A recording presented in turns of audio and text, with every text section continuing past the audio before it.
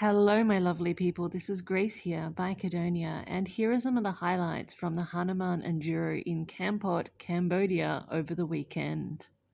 It was hot as hell and personally one of the hardest things I've ever done in my life.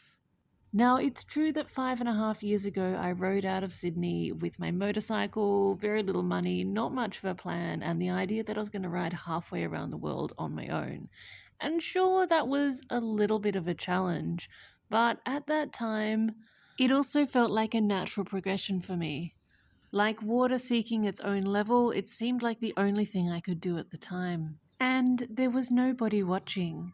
I rode out of Sydney on a weekday. There was nobody there to see me off. I just closed the garage and rode away.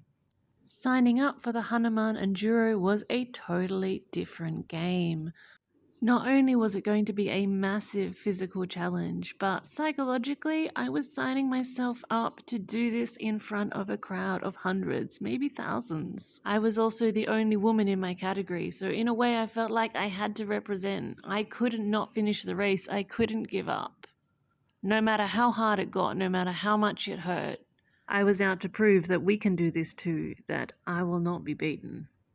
In the first lap, I came around to the first big log obstacle, and the rock, which had been there during practice, the rock that lets you launch yourself up and over the log, had been taken away. Suddenly, it was necessary to wheelie right up over that log, otherwise it was going to go badly. I wasn't ready, and it went badly. Now, that crash hurt, and I didn't know if I was going to be able to get back up for a moment, but then I did get back up. I said, I'm fine, I'm racing. And I got back on that bike, and I got back on that track, and I kept going. But getting hurt at the beginning of 4 laps is a massive setback, and so I was battling uphill for the rest of the race. From that point on, it became a matter of technique and endurance. I just had to make it as easy on my body and my mind as I could. If you get tired, if you lose concentration, you get dehydrated, you get fatigued, then you make mistakes, and that's when you get hurt.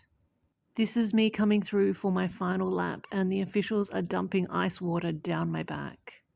That's an ice slushy going right down the back of my jersey, and ice water right across my face. 1 more lap to go. Don't give up. Don't get heat stroke.